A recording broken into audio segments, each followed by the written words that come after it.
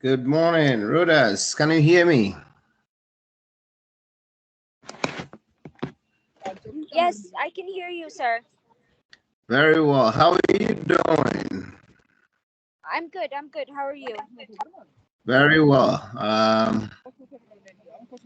That's good. It's a Friday today, and everything is moving perfectly. Good. Today we're gonna have a couple of students not being able to join, but we will not waste time at all. Let's try to kickstart today's agenda. Sorry. Let me share the link in the group. That's fine. They should have it already. If you want to share, that's fine. You can go ahead. But again, they should have it. Just that a couple of them have seek permission, so they will not be here. Let me try to share my screen with you quickly.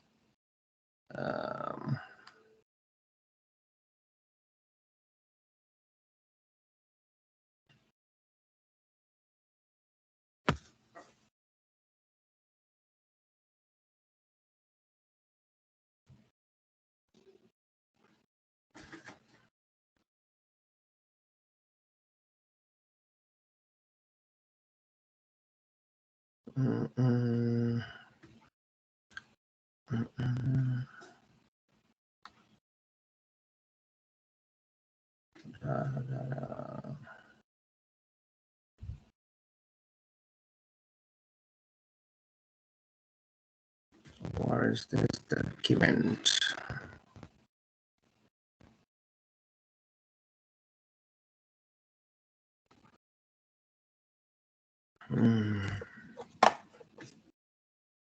Let me go to file and see if it is sitting somewhere.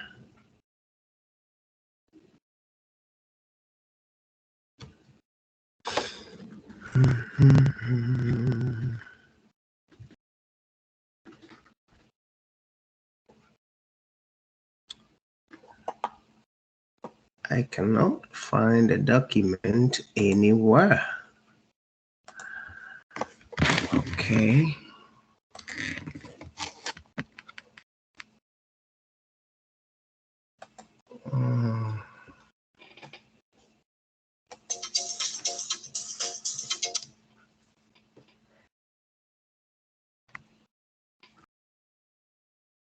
Just give me a few, okay? Let me look for this document, okay?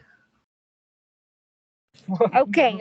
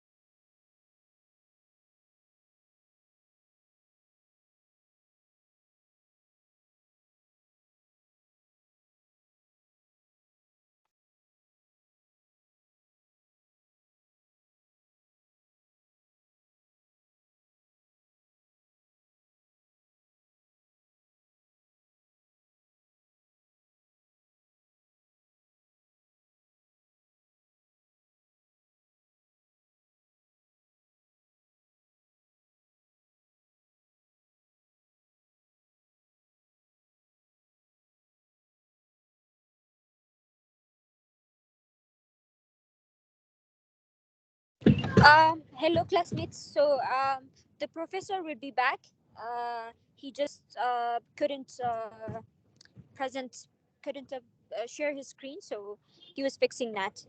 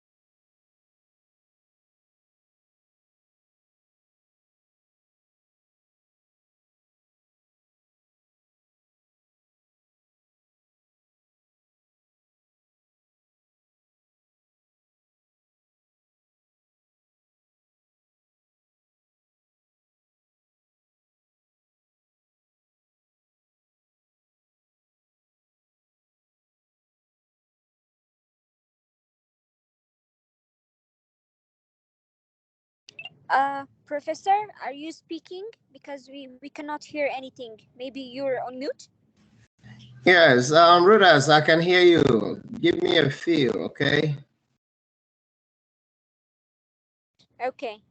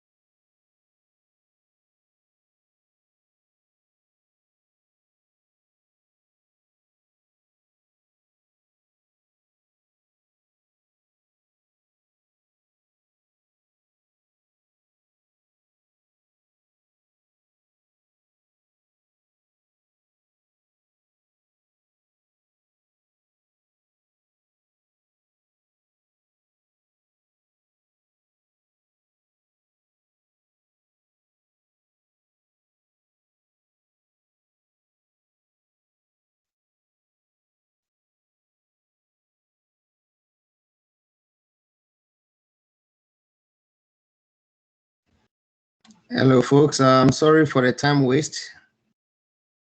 I'm still here, just that I'm finding it difficult to find this particular file over here. I'm not sure what exactly is going on, but yeah.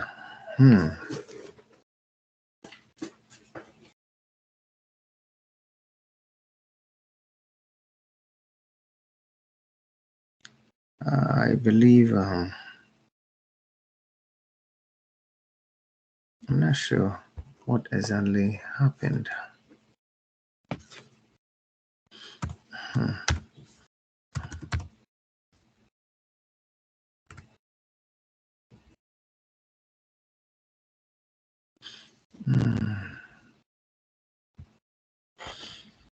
Wow.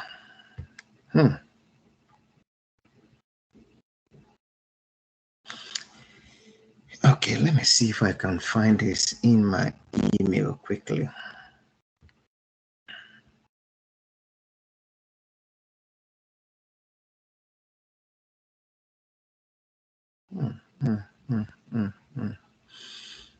This is not good.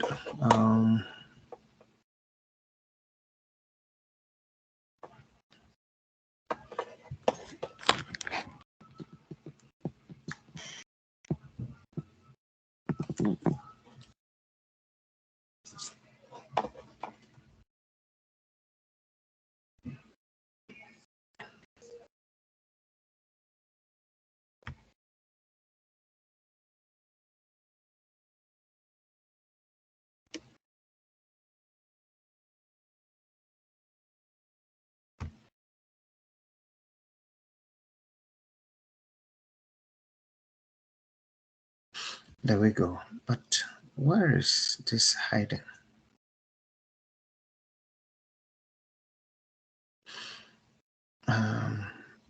Why is it not coming over here?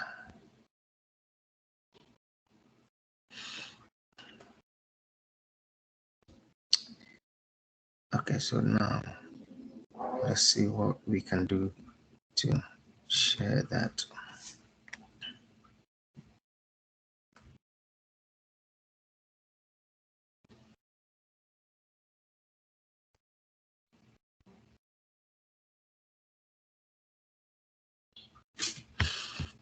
Okay, let me go back over to this. This is weird.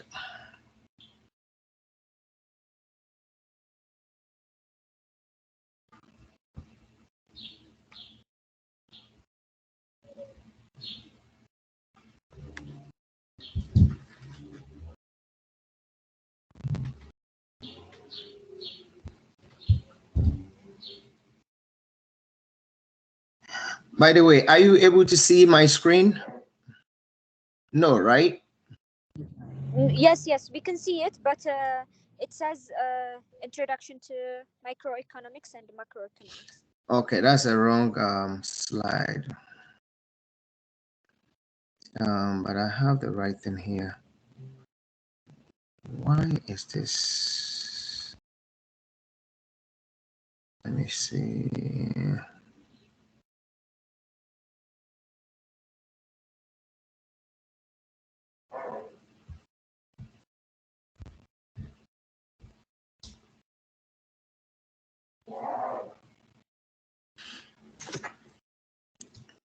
Okay, let me share screen, desktop rather, and see.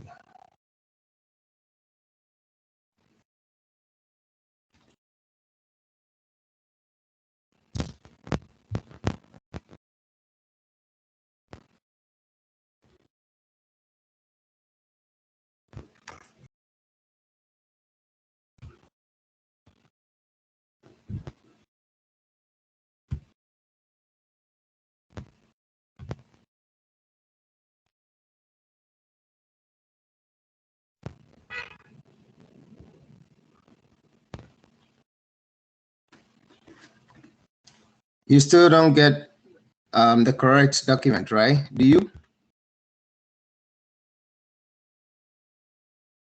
Are you able to see the correct document? You're sharing the entire screen, so Okay. yes, you're sharing the Teams, your entire screen. Okay, good. Now, are you able to see my screen? Yes, What do you see? I see MBA Economics 109, Session 7. Okay, good. So that is the correct document. That is the correct document. At long last, we find a way to get it to you. I'm not sure if I'm even going to be able to use this without a mouse, but it's okay. Sorry for this delay, and it happens. I always ensure that it's always up there so that I don't have to look for it, but I have to go back and look at why this happened. So sorry for that. All right, now let's see if we can progress. Any question before we start?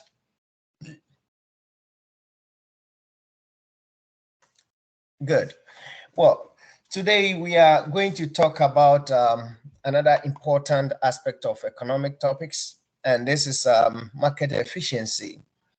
Market efficiency. All along, we've been dealing with demand and supply and how it's impact our daily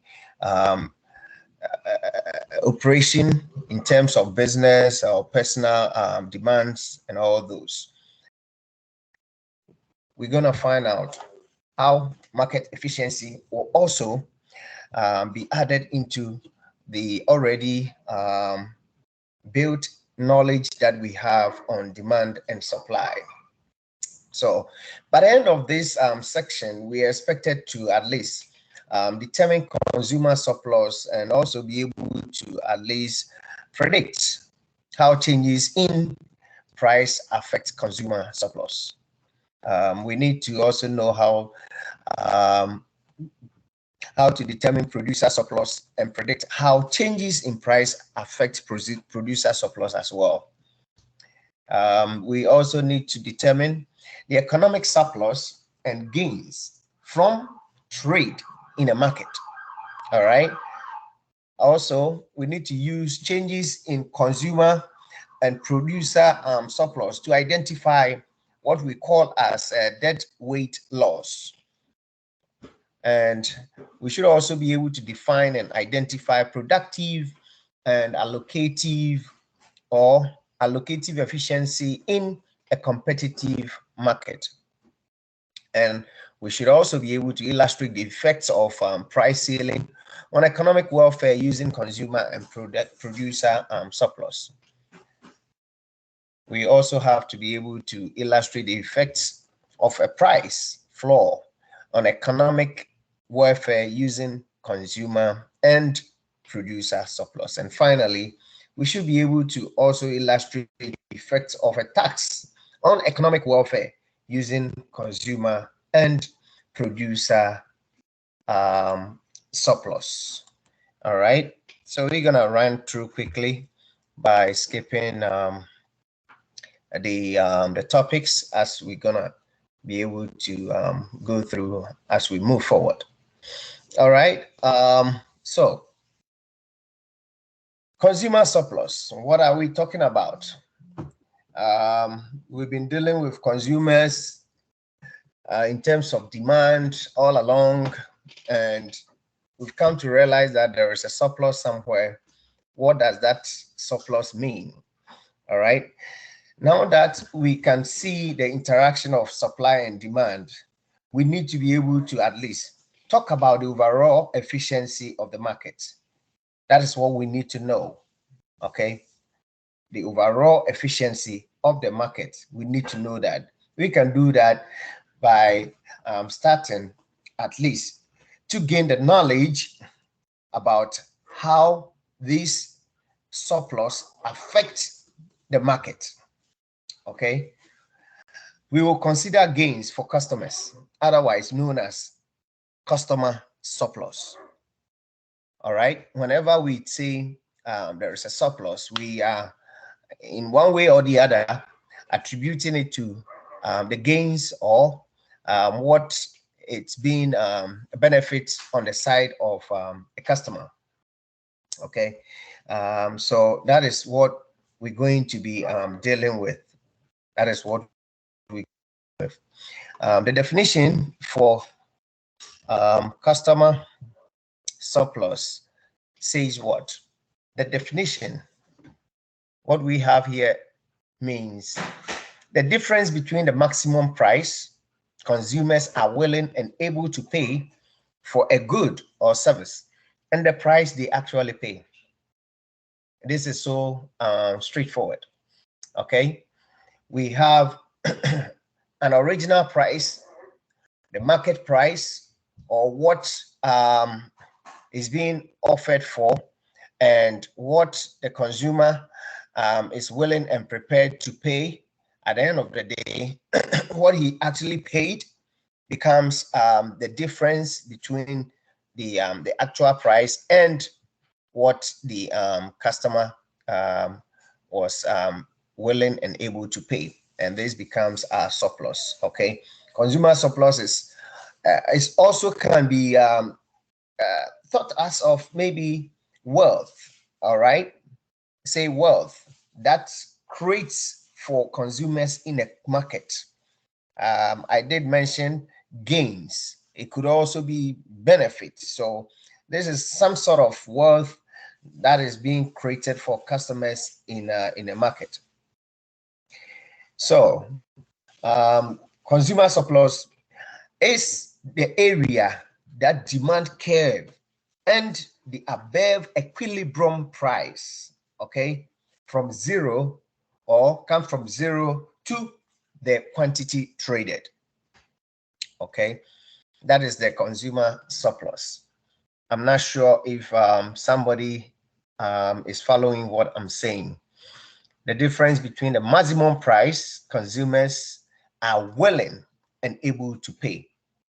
Probably I'm going to buy a bicycle, and I feel like this bicycle, before even I get into the shopping mall, I have a predetermined budget that I think, hey, this is what I'm going to buy the item for. If this is what I'll be prepared to buy the item for. If I go in and they tell me this is how much the item is going to cost, yes, I'm willing and prepared to pay such and such an amount. Okay, that is the maximum price consumers are willing and able to pay for a good. But they get into the shopping mall or wherever it is, and they find out that they plan or they budgeted for $20, but the price is actually what is it, $12. At the end of the day, that's 12 out of 20 gives us 8, and your 8 becomes that kind of gain or that kind of wealth that you create in the market, and it's also called a consumer surplus. I hope we understand that. So that is a simple consumer surplus chart that we have right in front of you. Okay, that is what we have right in front of you, and you can see how it's going to be moving up and down. Okay, that is what you have right there in front of you. Okay, it represent the demand by a number of specific points as dots, okay, at various price and the quantity combinations. Okay, if we could look at the dots, okay, representing the first quantity of the item and see that the willingness to pay, that is the marginal benefits. Okay, the willingness to pay okay, which is the maximum what is the marginal benefits represented by the demand curve dot. We can see that right there is much greater than what the consumer had to pay, which is the price. Okay, which is the price or the marginal cost of the product. Okay, the difference between the dots and the dashes, okay, the difference becomes your what? The consumer surplus for that item. Okay, so that is a shot right in front of you, as you could see, and it is the difference between the willingness to pay and the actual price that they were able to pay for the item.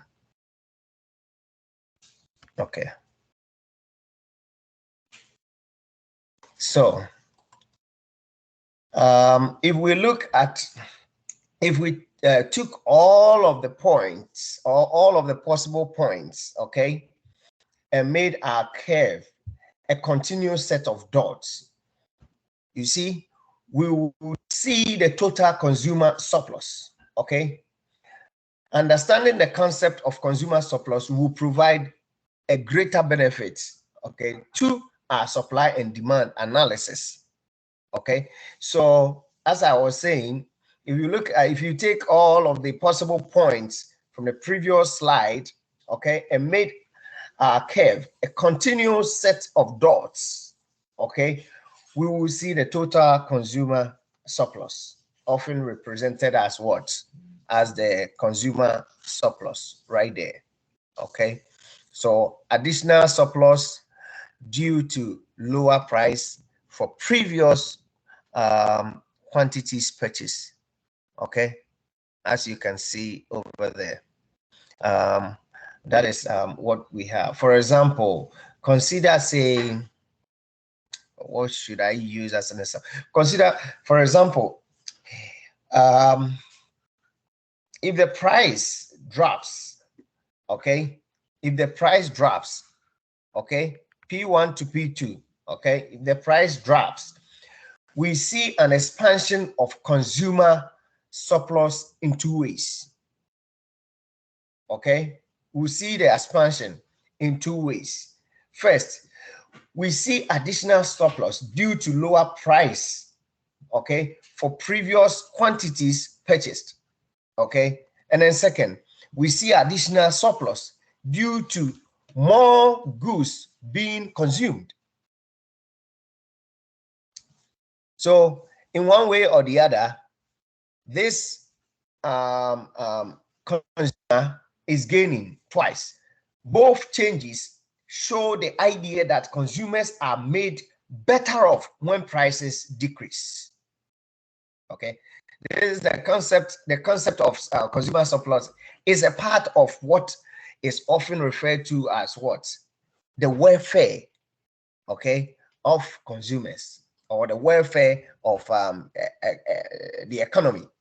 Okay, it's a branch of economics that focuses on measuring the gains or the benefit or the welfare of market participants, especially that's consumers. Okay, and how the changes in the market also affect their well-being.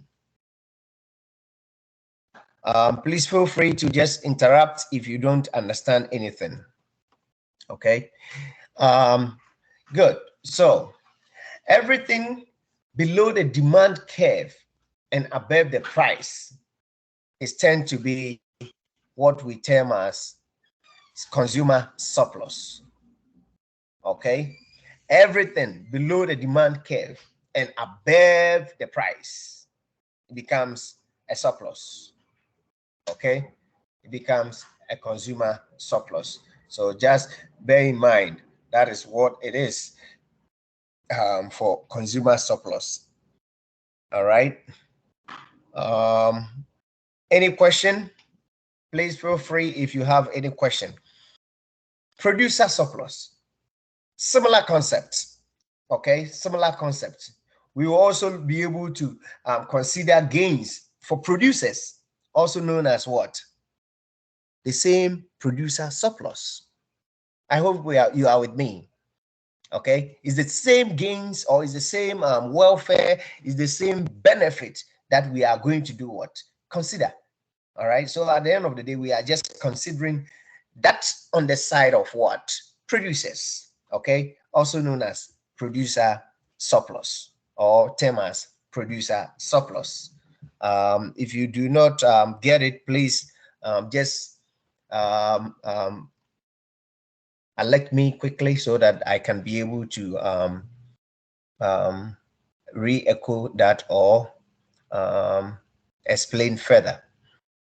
So, as we could see earlier on for the consumer surplus, the producer surplus says is the difference between the price producers receive for the goods that they are selling or services they are providing and the minimum price they are willing and able to accept.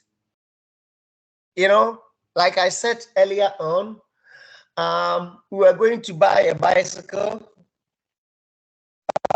and our budget or our plan was like, if we get into the shop and it's $20, we will buy. We got in there, it was $12. We ended up having what? A surplus. Okay, the same way, okay, the suppliers or the producers have some sort of predetermined mind, just like every business person, that hey, this product, I feel like I could sell it for maybe say $20. Okay, at the end of the day, if they go to the market or a buyer comes in and they are able to sell that product for maybe $25, the $5 on top becomes what? A producer surplus. So the difference between the price they are willing and able to accept and the actual price that he received, okay, becomes their surplus. I hope somebody is following.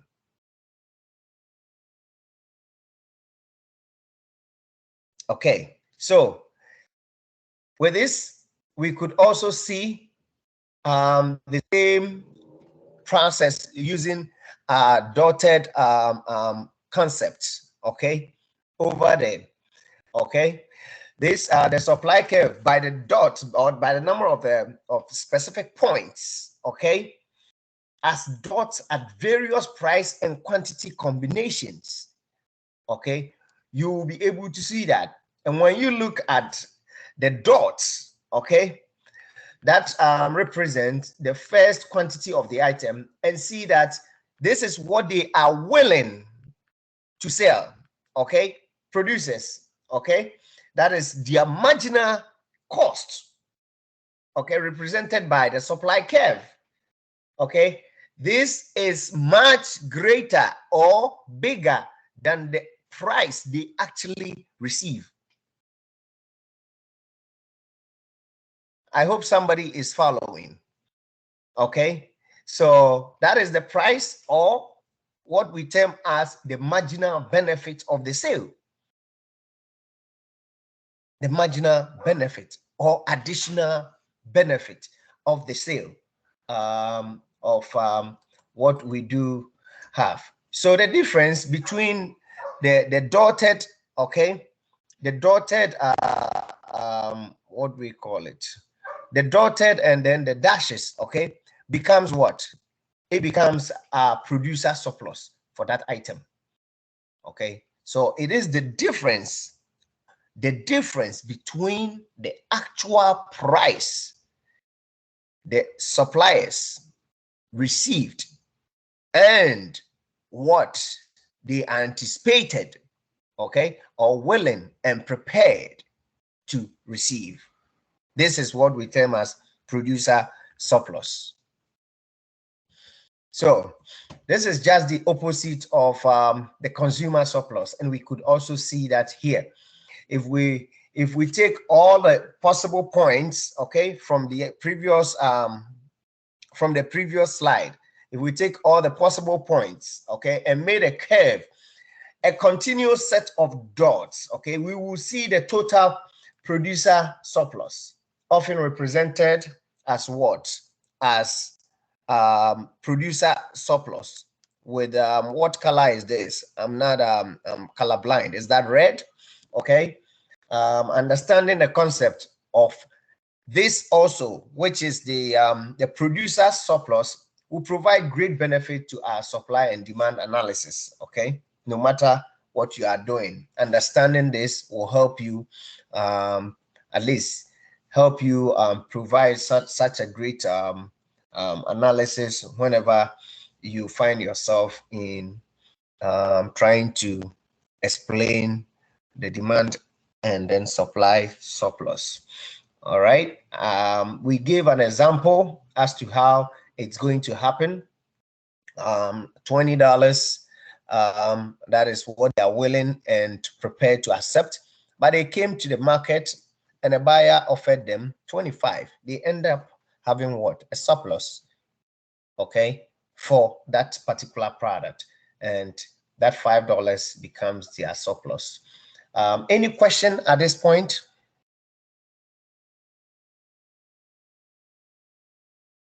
Good. So producer surplus, what does that mean? Everything, okay, everything above price, the supply curve and below the price is your surplus for suppliers or producer surplus. Everything above the supply curve, okay, and below the price becomes your supply or producer surplus. Okay, now let's look at the economic surplus and maximizing the gains from trade. How do we do that? Let's see how we're gonna come out with that. Okay, economic surplus and maximizing the gains from trade. Okay, now economic surplus is the sum of consumer and producer surplus. Okay, a measure of the total welfare or wealth that trade creates for both consumers and producers in a market. This is also known as what? Social welfare or total surplus. Okay, as you can see, is the sum of both the consumer and the producer surplus. Okay, measuring how much both sides are gaining, okay, or the total benefits towards both our suppliers or our producers and then our consumers. This is what we are talking about as what? Economic surplus. Anybody have a challenge understanding that? Okay, good. So welfare at equilibrium. Welfare at equilibrium. We have consumer surplus and then we have producer surplus. At the end of the day, we see their equilibrium right there. Okay, at the equilibrium price of a market, you can see the total consumer surplus and what do we call it? Producer surplus. You will see it right there. This is consumer surplus and producer surplus in the red and consumer in the blue. I'm not sure if it is light blue. I'm not able to give you the correct colors as I'm colorblind. I hope somebody is following. Right? Can you see my cursor? Yeah. Okay, good. So consumer surplus over there and producer surplus also right there. All right, let's see what we do with this the next slide. Oh, okay, we do have a challenge question. Is there a different price that can be charged that will increase the economic surplus? Can somebody talk?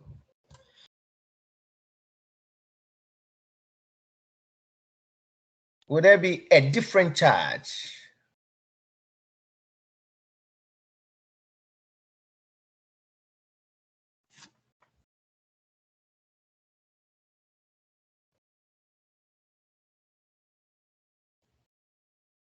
Anybody? Is there a different price Uh, that can be charged that will increase the economic surplus?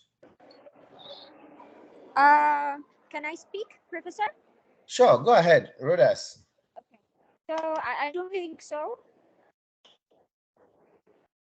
Okay. I don't think there is. Yes. I couldn't speak because I'm in a bit loud area. There's noise. So I think there's no price that can increase the economic surplus, because if the price changes from the economic price above or below, then there's going to be what was it called, the dead dead zone that is to be created. Okay, good. Do we get that? Anybody have a different idea? All right, let's see what the next slide is going to tell us. Okay, so higher price. Okay, let's set a higher price and see what happens. This is what we're talking about, right?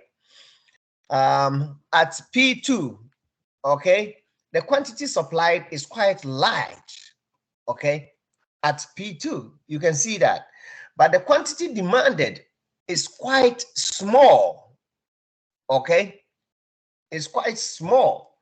The quantity demanded limits the number of trades that occur to the quantity demanded. Are you all with me? So therefore, the trade between this QT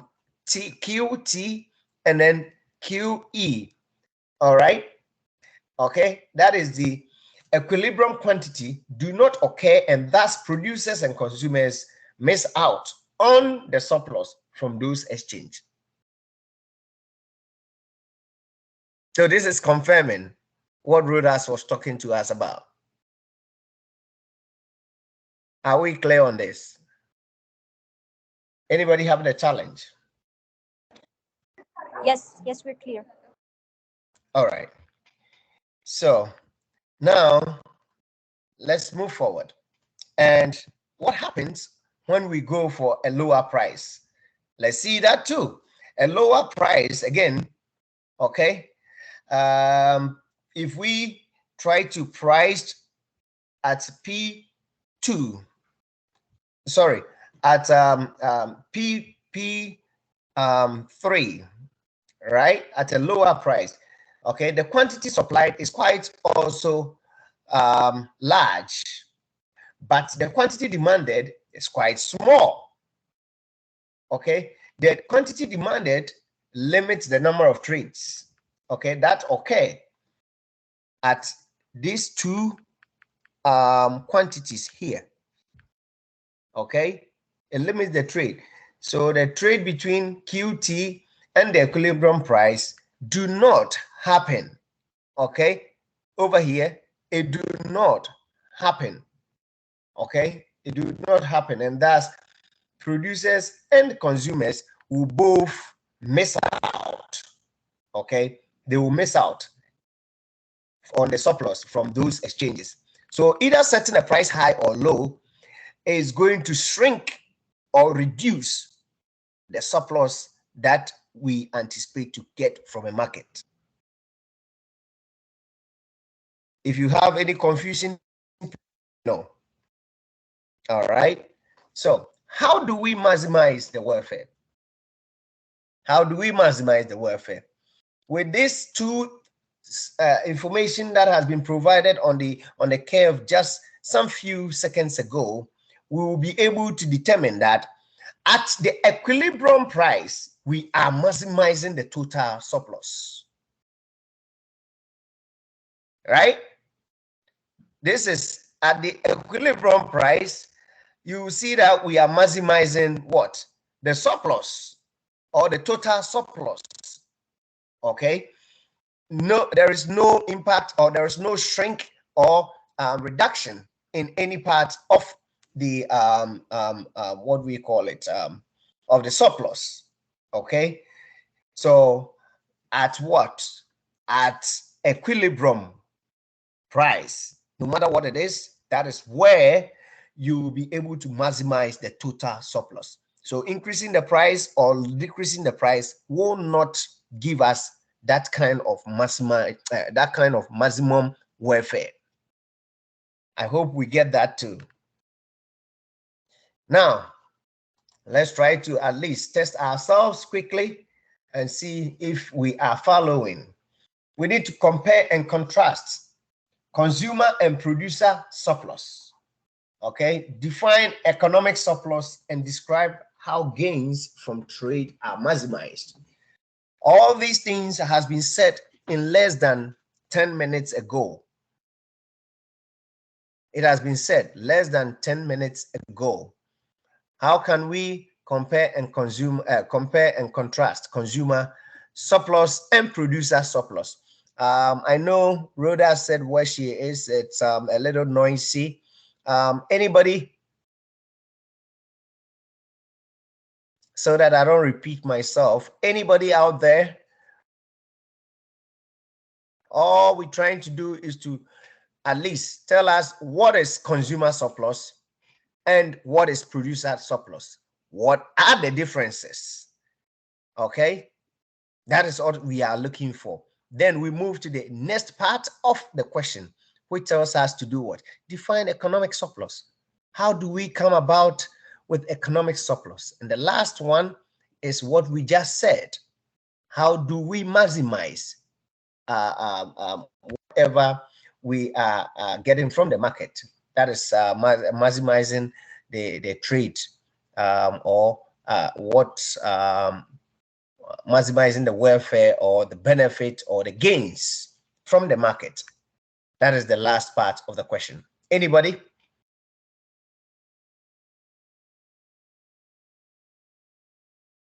Anybody? Nobody? Oh, so we forgot, or we cannot reproduce. So if you want me to repeat it myself or repeat myself, whenever we talk about consumer surplus, what are we talking about? Consumer surplus is always the difference, okay?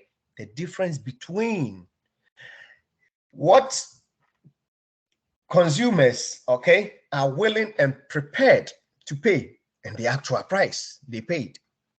That's the difference. We made an example, or we cited an example using a bicycle, trying to buy a bicycle, budgeting $20, getting to the shop, being ready that, hey, if it is $20, I'm going to buy. They ended up getting the bicycle for what? $12. And then the consumer surplus becomes what? 12 minus 20. And that is your $8. On the other side, okay, on the other side, what is what? Producer surplus.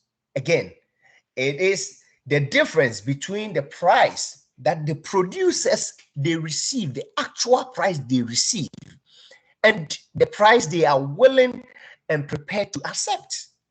This is the difference. Okay, this is the difference between the two. Okay, so in one way or the other, both producers and consumers have some sort of similarities. They are all gaining, and they are all willing and prepared to receive at what price, at a specific price, and also at a specific what do we call it, predetermined price that they are willing and prepared to pay, and also willing and prepared to accept. Okay, that is the consumer and producer surplus, compare and contrast. And I believe I don't need to repeat myself on what economic surplus is. If somebody can tell me what it is, if not, it is just the maximum or the total sum of both the consumer and the surplus that we gain from the supplier or the producer. That is it. This is the total, the aggregate sum of both the consumer and the producer surplus. This is economic surplus. That's it. And the last one says, how do we gain? Describe how gains from trade are maximized. And we just said that. Okay, at what? At the equilibrium price. Okay, we are maximizing. So how do we do that? When we are able to meet at the equilibrium price, we will be able to maximize our welfare or our gains or our benefit in the market. I hope somebody is following. Good. Now we do have a question, so somebody will be able to talk. No matter what it is in this class, you need to talk. Michael buys a handmade sweater for $60, although he was willing to pay $85 when he set out from home. Okay, the minimum acceptable price to the seller, Susan, was $45. Michael experiences what? Okay, it's so simple. Michael wants to buy a handmade sweater for $60. Okay, Michael buys a handmade sweater for $60, although he was willing to pay pay $85. When he set out from home, or when he got to the shop, he looked at the sweater. He said, "Oh, wow, this is so nice." Without telling the seller or the producer or the supplier, "Oh, even this one, I can pay for this." That is how sometimes we think when we get to market, but you don't talk. Okay, so he was willing to even pay $85, but he ended up buying that product, okay, for what? $60. Then the supplier, the seller or the producer, Susan, okay, also had some sort of minimum acceptable price to that particular product. And Susan was saying that, hey, this product, if anybody give me $45, I'll let it go. But at the end of the day, through bargain, they ended up selling the product for $60. So what happened here? Now, if you look at Michael, he is going back home with what? With $25, while Susan is also gaining what? Gaining additional $15. That is $60 minus $45. I hope we can see that. So over here, we will be able to say that the consumer surplus of $25 was the experience Michael had, and Susan experiences producer surplus of $15, which is the first one. That is answer A. I hope we are all following that. Okay, good. Now, what do we mean by saying deadweight loss? What does that mean? Deadweight loss. If we say deadweight loss, what is that? We need to understand what that is and what its implication of what we are discussing. Okay. Per the definition, deadweight loss is the value of the economic surplus that is forgone when a market is not allowed to adjust to its competitive equilibrium. Don't forget, from the beginning of this class, we have always been saying that in order to gain, something must be given or something must be forgone. Okay, so from what we have analyzed so far, okay, we can see deadweight loss anytime there is a transaction that does not take place but should have. Okay, but should have. Then there is always what? A deadweight loss. I hope somebody is following me. Anytime. In the past, I cited an example with, I think, Noran, that I want to go to Nora want to treat me. She want to take me out to have some food, and she's in Canada. I have to leave whatever I'm doing. I have to spend money on transportation. So you have to forgo something in order to gain something. So the value of the economic surplus that is forgone when a market is not allowed to adjust its competitive equilibrium tends to become what we term as deadweight loss. I hope somebody is following. Okay, so that is what we term as deadweight loss. Deadweight loss. Okay, so at the equilibrium, right, consumers and producers, how do I explain this? Yes. Yeah, at the equilibrium, consumers and producer surplus are always maximized and there is no deadweight loss. I hope somebody is following. At the equilibrium, this is what we're going to have.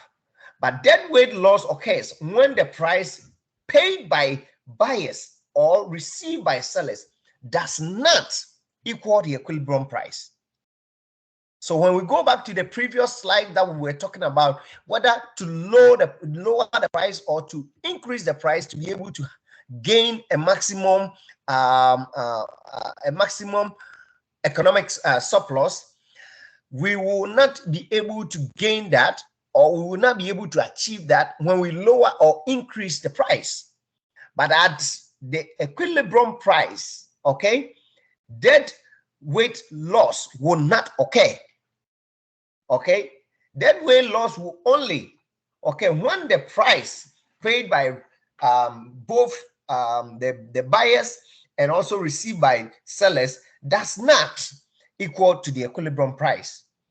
Okay, there is a decrease in total surplus. I hope I'm clear on this.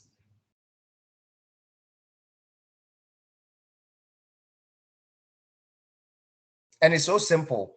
When it happens like that, well, buyers will not want to purchase as much of the product, and the amount of total surplus is reduced. Okay, probably when they increase the price. Okay, and this is going to create a deadweight loss. Okay, which is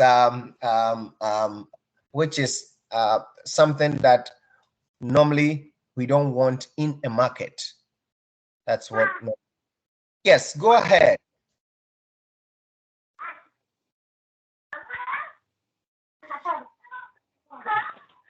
All right, that's fine. So now we do have a quiz over here. Says what? A deadweight loss is what? As tax rates change.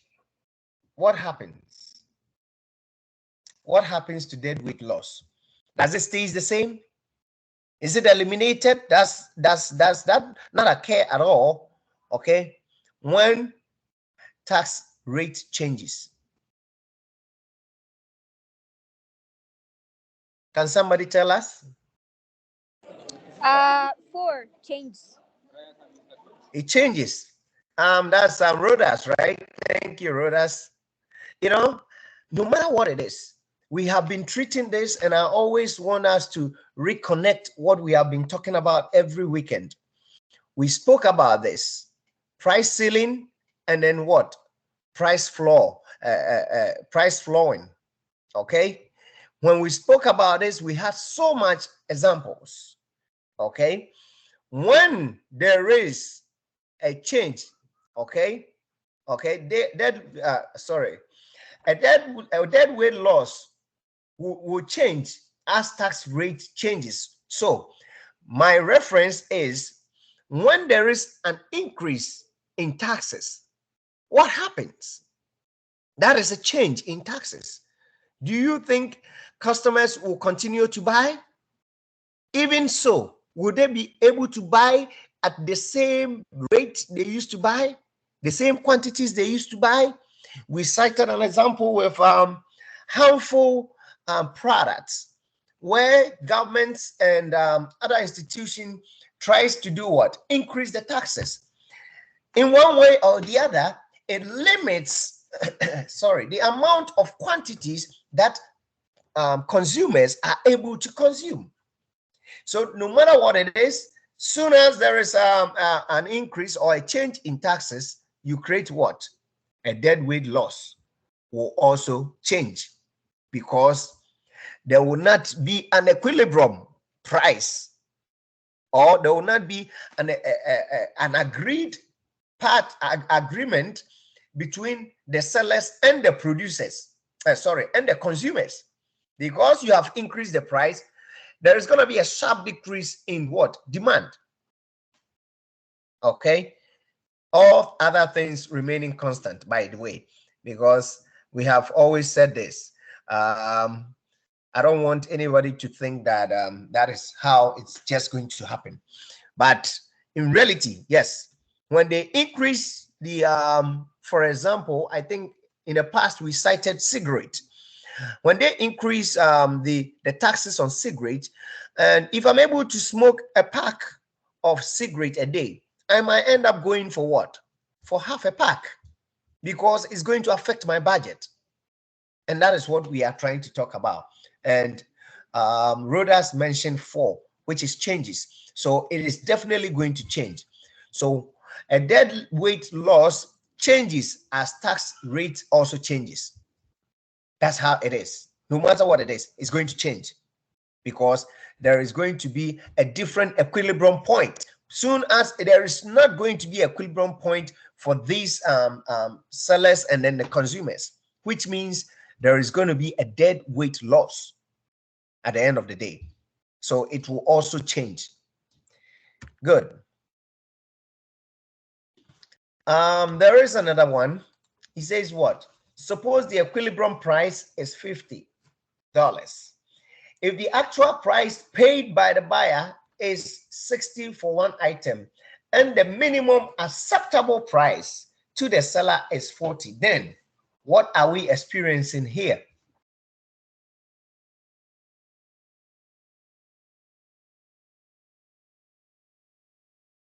Suppose the equilibrium price is $50. Don't forget, if the actual price paid by the buyer is $60 for one item, and the minimum acceptable price to the seller is $40, then there is something wrong. Can somebody tell me? Okay, good. So the equilibrium price is $50. So soon as the price is increased from the equilibrium price, which is $50 to $60, there's going to be a sharp reduction. Okay, and this is going to cause what we term as deadweight loss, because there is no equilibrium. Okay, there is no equilibrium, because the price moved from the equilibrium price, which is 50 to 60. Meanwhile, the acceptable price to the seller is $40. Okay, so there is going to be a deadweight loss. Good. Now let's keep forward.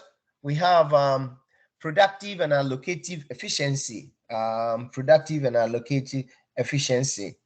That is the definition here tells us that producing output at the lowest possible average total cost of production, using the fewest resources possible to produce a good or service.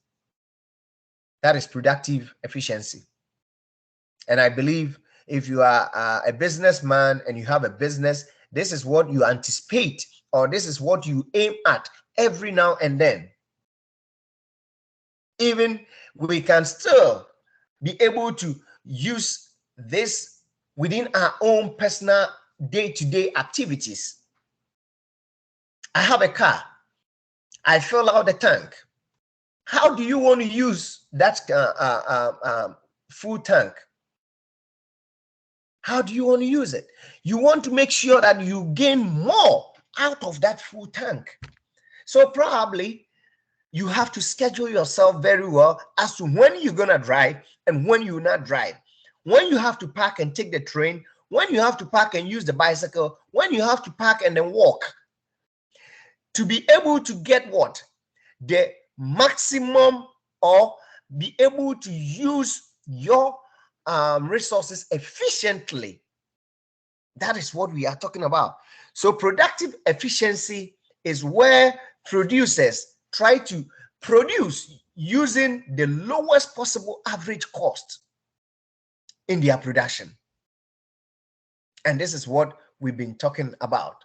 In the past, we cited so many examples where people wanted to know if an organization is going to keep producing and producing and producing. And I used an example telling them that you have to also think about the cost. You want your company to at least to be able to flourish. There is an increase in everything that you are doing. Electricity bills are up there. Your rentals are up there. Your gas for vehicles that you've been using to do your day-to-day activities are up there. What do? You can do what?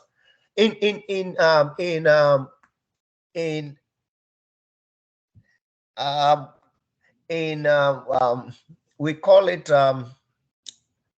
you can outsource some of your what? Your everyday activities in a business to what? To a third party, also sometimes to do what? To reduce cost.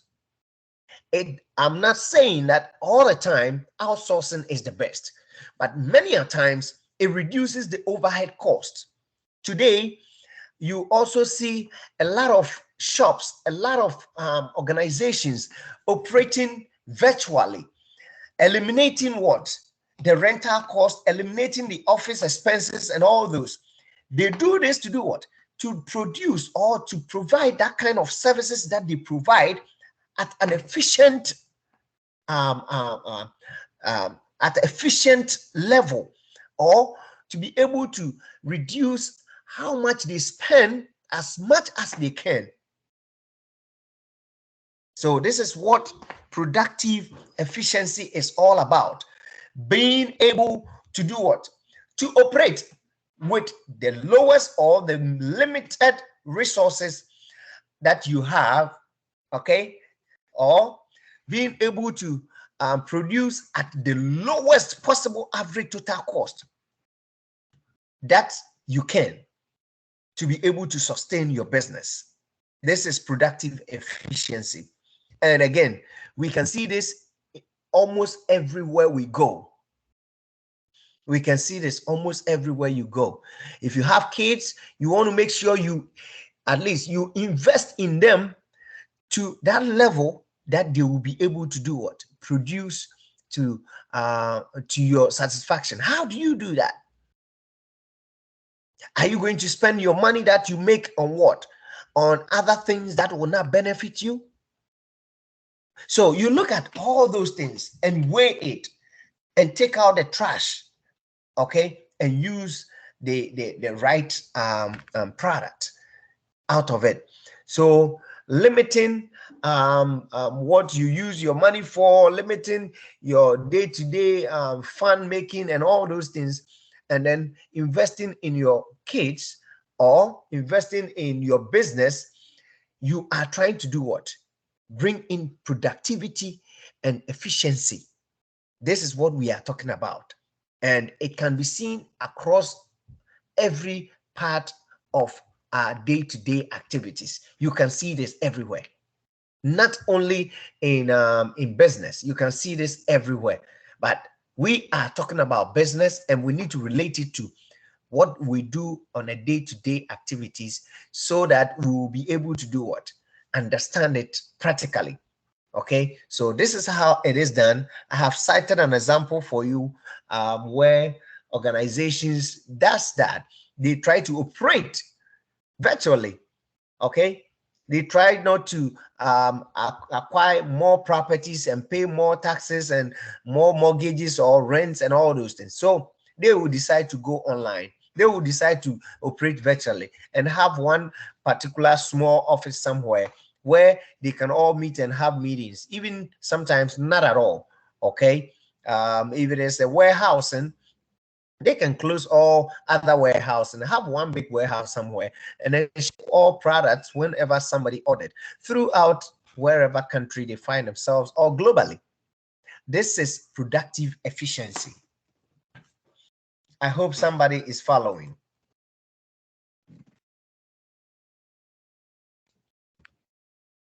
Okay, so allocative efficiency, probably producing the goods and services that are most wanted by consumers in such a way that their marginal benefit equals their marginal cost.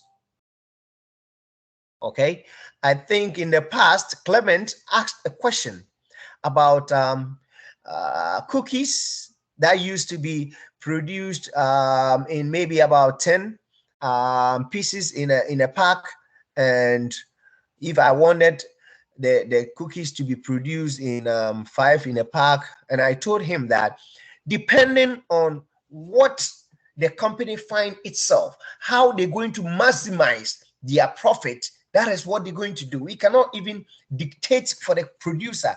We cannot dictate for the supplier. They're going to look at all their strength, what they can be able to at least use to reduce their cost. That is what they will use to do that, to be able to maximize their profit. So in the past, I told him, listen, this is what they will do. If they had it in a pack of 10, they can decide to even put 10 or maybe 100 in one box, reducing the packaging of the product. Okay, this is what organizations and companies does to do what? To be able to be allocative efficiency. Okay, so producing the goods and services that are most wanted by consumers, that is one, in such a way that their marginal benefit equals their marginal cost. Okay, that is allocative efficiency. Allocative efficiency. I hope we are all following. So that is allocative efficiency. Now let's look at the curve in front of us. Says production possibilities frontier. Okay, production possibilities frontier. You see, we want to consider efficiency and then production possibility frontier on this particular schedule. Everything outside the curve is not possible, right? Everything outside the curve, let's take that, it's not possible. Okay, everything outside the curve is not possible. Everything inside the curve is not efficient as well. Okay, so any point on the curve is efficient, right? This is not efficient, this is not efficient, this is efficient. Okay, so that is what we are trying to describe as production possibilities frontier. Okay, production's possibility frontier. The point on the curve at the optimal mix consumer decide is the point. That is allocative efficiency. So over here, that is what consumers and producers, consumers are able to get that kind of mix. So this becomes the allocative, or allocatively the efficient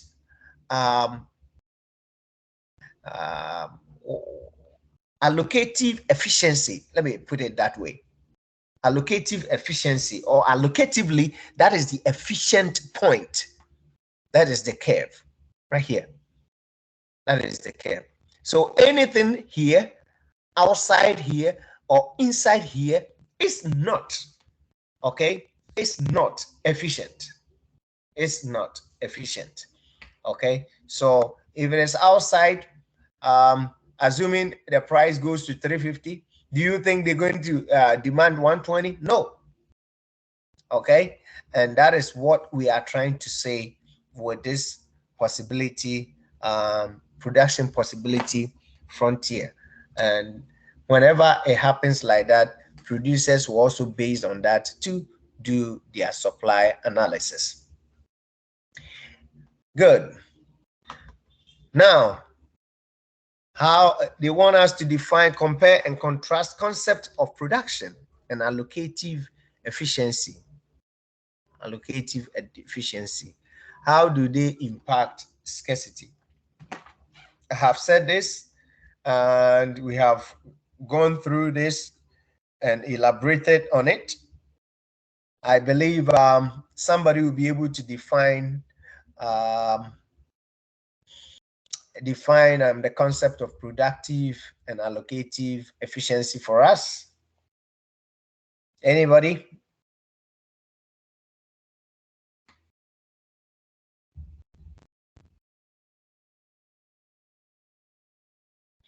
Okay, so this is what I have been preaching about all along. Economics is always about efficiency. That is why we say it's economics. It's always about efficiency because it lessens the burdens of scarcity. Okay, that is economics. It's always about efficiency. Whenever you have efficiency, it lessens what? The scarcity aspect or the burden of scarcity in the situation you find yourself. So productive efficiency means what?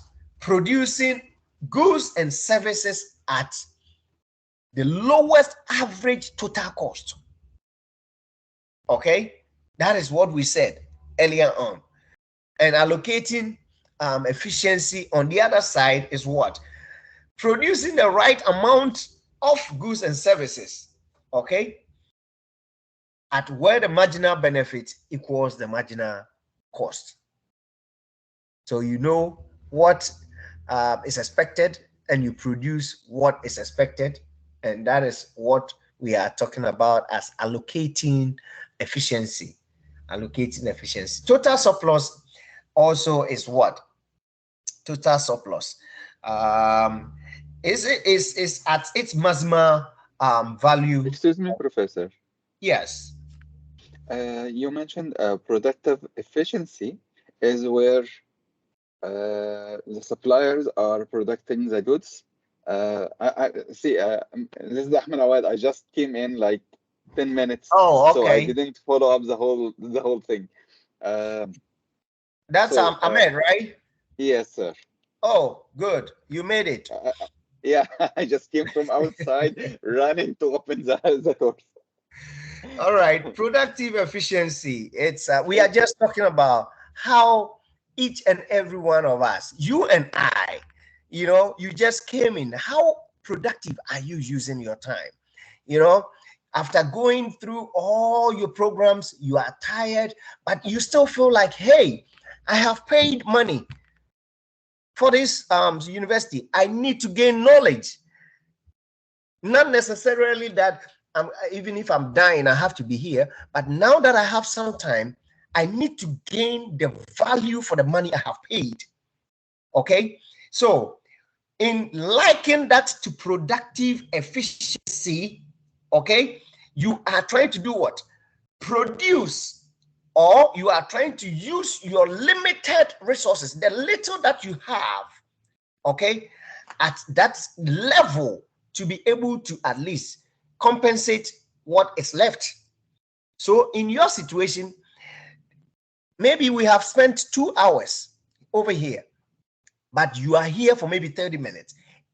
How effective is that? If you're able to get here for 30 minutes and able to make maybe about 20% of your money or the value, it is far better than losing what? 100%. Is that not it? Exactly, correct. That is exactly what we are trying to say over here.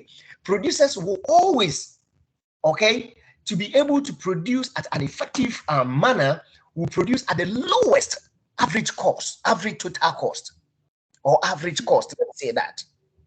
So in the past, I think Clement was asking about cookies, or I was also talking about Titus, this sardine that it used to be about 3 or 4 in a container. All of a sudden you see it depreciating or going or diminishing to maybe 2 pieces.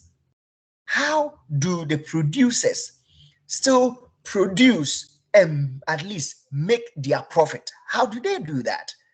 They have to do what? Produce at the lowest average cost that will help them to do what? To be able to make profit. So assuming the prices, sorry, the prices for fish that they use, I'm talking in terms of Titus, right? Assuming the prices have gone so high, and the containers or the metal they use in preparing their cans have gone up so high, they cannot defray the cost for the containers, but they can find a way to reduce the cost for them. For what? The fish. So if they used to put in 3 in a container, now that they cannot do away with the cost of the container, what do? They try to reduce the cost from the point of what? The fish, by putting in 2 instead of 3. This is just a concept telling us that they are producing at the lowest cost.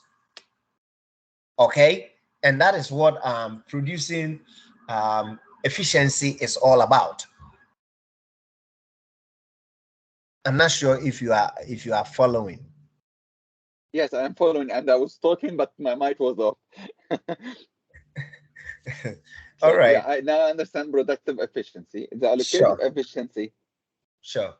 So that is how it works. And in the past, you could use anything. And although we are talking about production, I don't want us to take our mind so far. In our own way, we can also be productive. Efficiency. We can also be productive and efficient in whatever we do, in how we spend our money, okay, in how we use items we have purchased. I just cited an example about using a car. You know, now that gas is so high, the prices of gas is so high, you fill out your tank. Do you think even if you are going for maybe less than a mile to go and look at something, would you drive instead of maybe walking?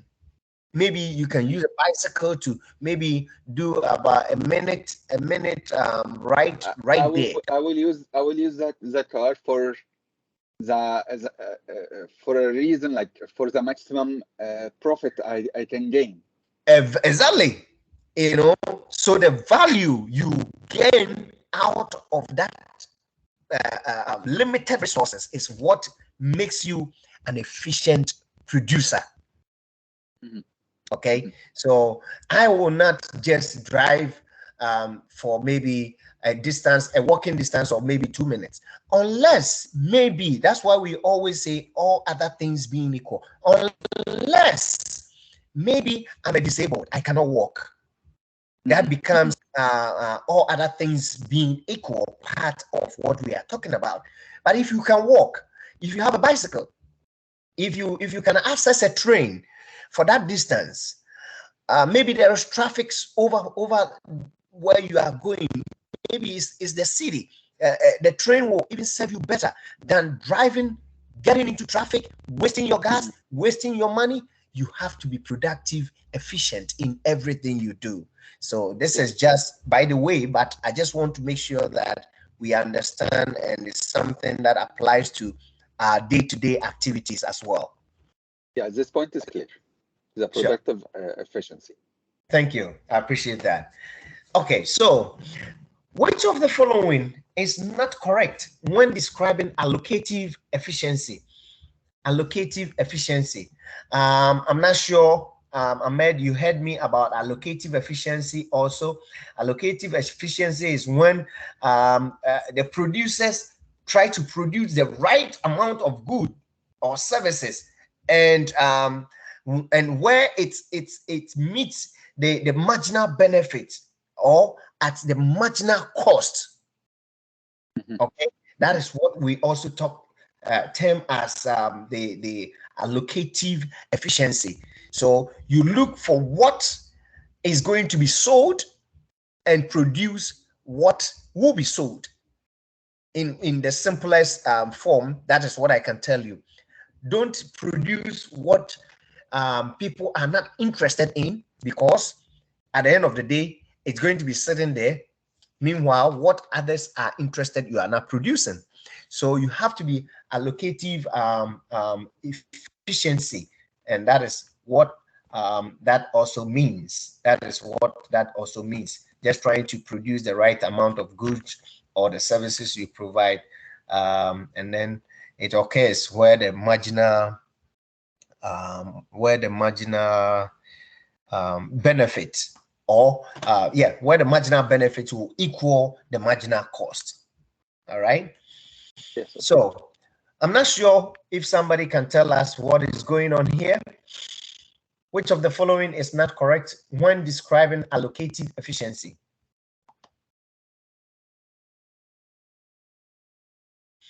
The first one says what? It occurs where I think it's 4. It's 4. Thank you. That is D. Yes. Okay, that is D. So the last conversation I just had with Ahmed, I said it occurs where marginal benefit equals marginal cost. So this is one of the aspects of what? Allocative efficiency. It also occurs when the right amount of goods and services are produced. Like I said, exactly. you don't So produce. this is also correct. That's also correct. It occurs when the total surplus is maximized. That's also correct.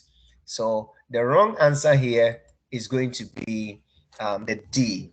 That is going to be the D. All right, let's move forward. Oh, there's another question right here. And let's see what it's talking about.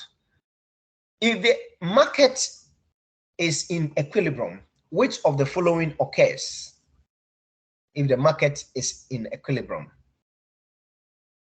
The A says what? Gains from trade are maximized. Economic surplus is maximized. Allocative efficiency is achieved. Productive efficiency is achieved. B says what? Gains from trade are maximized. Economic surplus is maximized. Allocative efficiency is not achieved.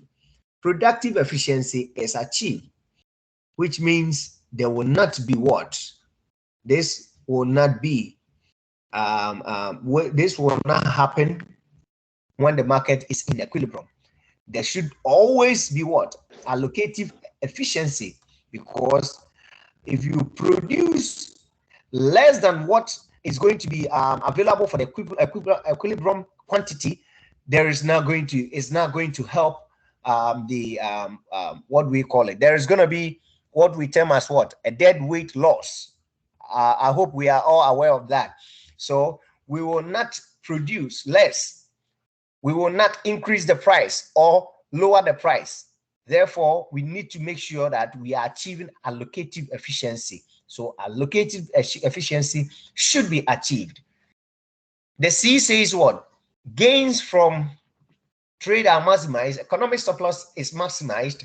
Allocative efficiency is achieved. Productive efficiency is not achieved. No, there should be productive efficiency in order for us to gain what? Market equilibrium, to avoid a deadweight loss. Yes, there should be what? Productive efficiency, okay, in order for this to happen.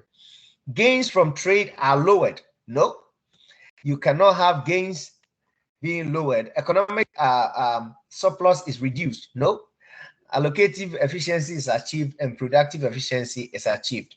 So the D, C, and B are all not correct, but A gets the order of the day. Do you agree with me? Yes, we Yes, do. Okay. yes, Professor. Thank you. Thank you. So now pricings and efficiency analysis. Price ceilings. Does somebody remember, or can you define in your own way what price ceiling is? We spoke about this last week, right? Yes, it's when the government set the maximum price for an item. Thank you. That's so simple. All right. That is the price ceiling. Now we want to see what affect us by giving us some sort of an efficiency in how we analyze it. Okay. Now let's look at this. When you put a price ceiling in a place, are you following? When you put a price ceiling in a place, the price is what is prevented from going going higher than the actual price, right? That's what you just said, Ahmed. When they put, or when you put a price ceiling, the price is prevented from going higher than that particular price. Okay. Yes. That means quantity is stopped at a specific quantity. Okay, as suppliers will not provide any more than that quantity at that price. I hope you are with me. So this is what we can use an example here. Okay, so when the price, okay, is set, okay, not to go higher than PC, okay, there is no way you're going to produce more than what? QT, and that will be your equilibrium. I hope you are following with me on the screen. Yes, Professor. Okay, so that is all that we are talking about. Okay, so at the end of the day, consumer surplus over here has changed, and then producer surplus has also, that's what, shrunk. Okay, it has shrunk because there has been what? There has been a price ceiling. If they take off the price ceiling and we go to our equilibrium price, you see what we're gonna have, right? This is why earlier on we said that when we increase the price or lower the price, it does not affect both, it does not help both consumers and suppliers, because both of them will lose what? The consumer surplus and the supplier surplus. That is, the gain on the benefit in the market will be reduced. I hope somebody is following me. Good. So now let's see what we have over here about this question. Which of the following correctly describes the social welfare impact of a price ceiling? I just said it. I just said it. Can somebody tell us which of the following correctly describes the social welfare impact of a price ceiling?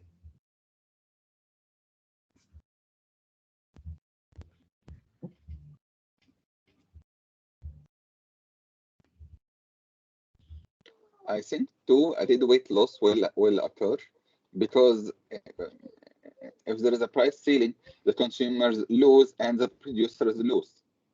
Okay, thank you, Ahmed. That's exactly what it is.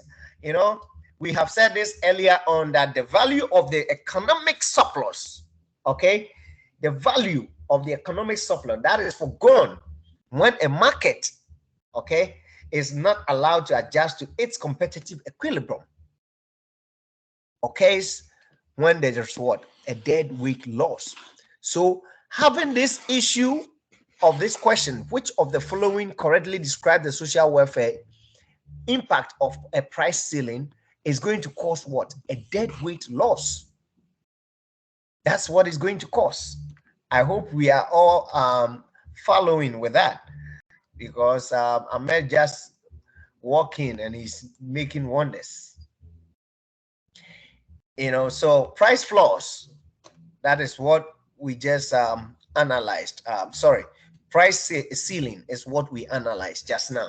And as we saw from our lecture last week, this is just the opposite of what is going to happen with what? Price ceiling.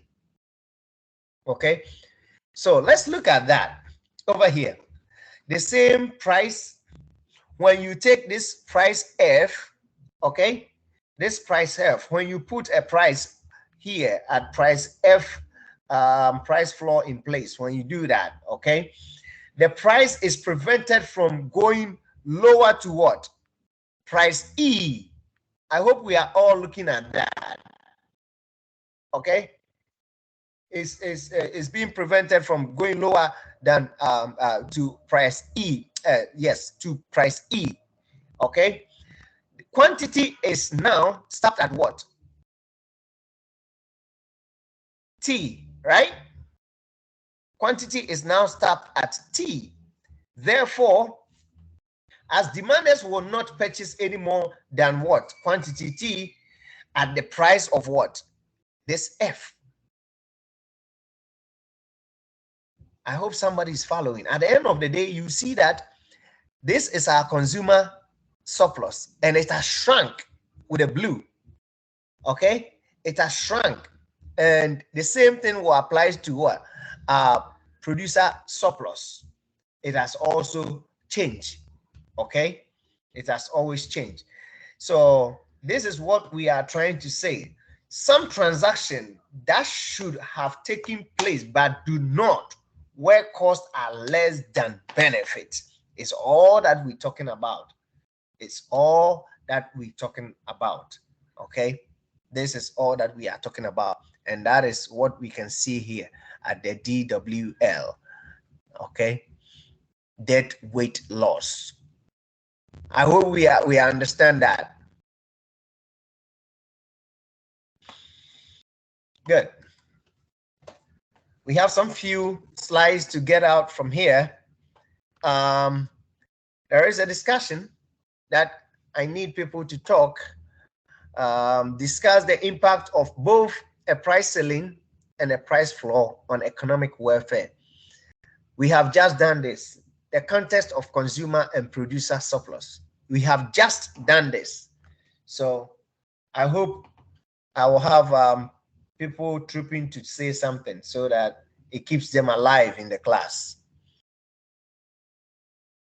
Can somebody discuss the impact of price ceiling? Then you leave there. Then somebody will also come and then discuss the impact of price floor on economic welfare. I can go with the price ceiling. Sure. Okay. When the price ceiling happening, when the government put a limit for the price, okay, the demand get increased. Okay, the 20 demanded get increased while the 20 supplied stops or start decreasing. This will result in loss for both consumers and suppliers. Okay. Okay. All right. Sure. It's not very good, I know, but at least again, this is a simple explanation in your own terms, which gives us the concept, which is okay. It doesn't have to be from the book, like directly from the book. Once you understand the concept, I'm fine with that. Okay, I'm fine with that. Anybody else?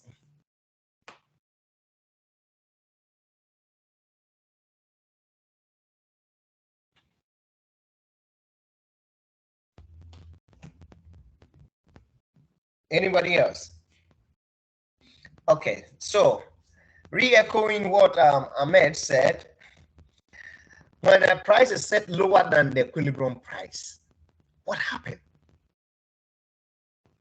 What happened? You know, at the end of the day, the total surplus is what? Is decreased.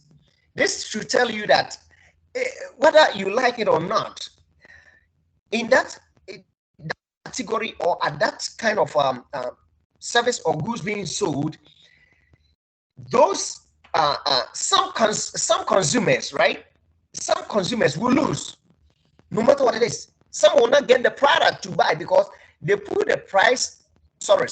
I'm doing the price ceiling. So, for example, the price floor, they put the price so low. Okay, so at the end of the day, we will have some consumers losing out of the market.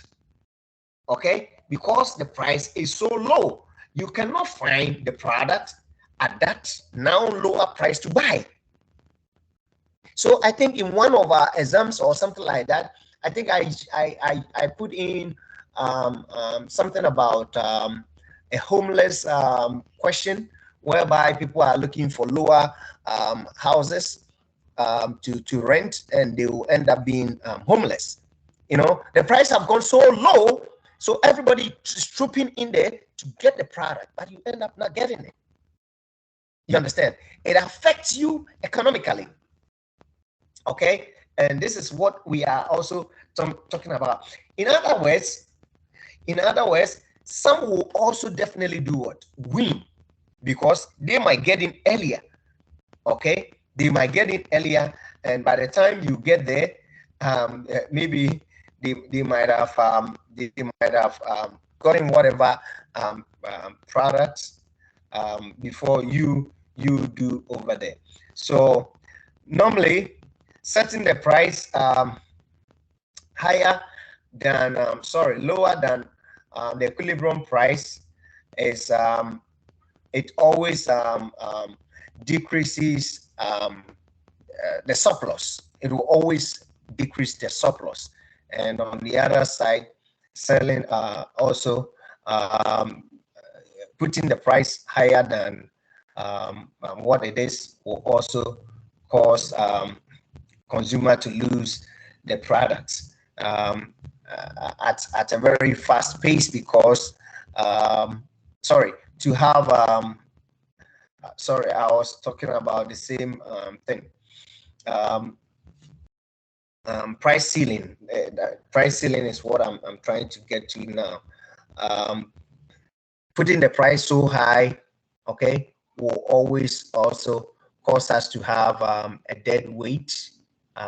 As at the end of the day, you will not be at the equilibrium price of. Professor, Yes. dead weight is a loss for any party, for either consumers or for producers, right? Yes, that's dead weight. Okay, and the other one, surplus. Surplus is a gain or wealth Okay. for the consumers and then producers. Okay. So all consumers lose as the product now has a higher price. Consumers will lose. Some producers benefit. Those who receive the higher price, I mean, okay. Some suppliers are worse off due to the decrease in demand at the higher price, because people might not even patronize their product. Okay, so that is what happens. It affects the surplus.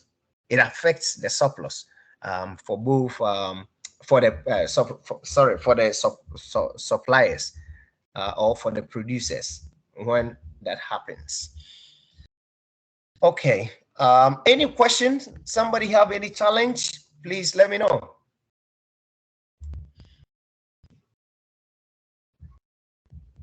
Which of the following correctly describes the social welfare impact of a price floor?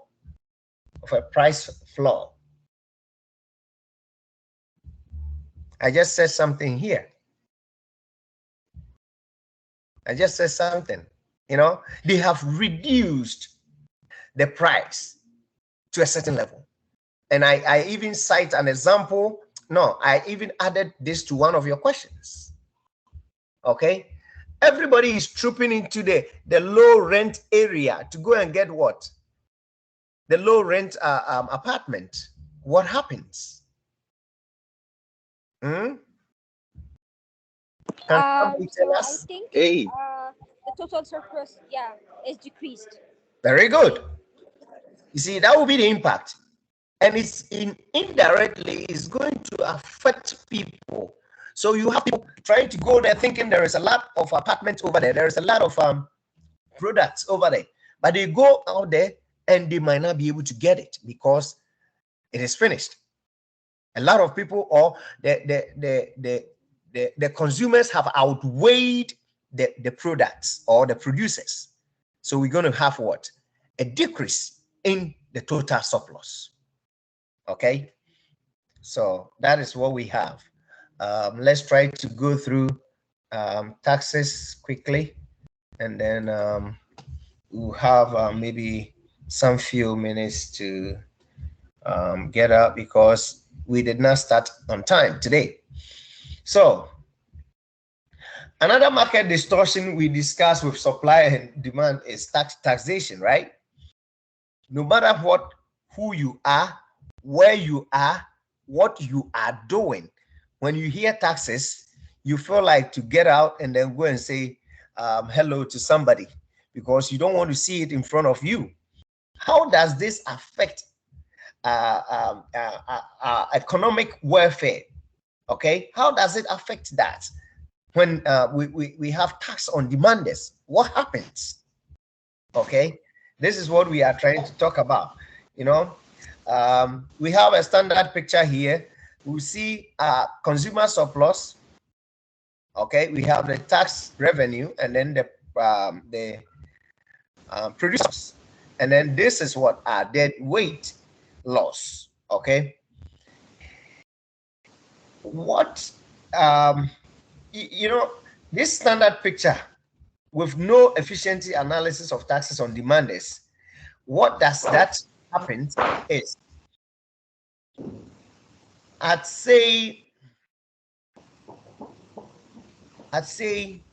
50,000, right?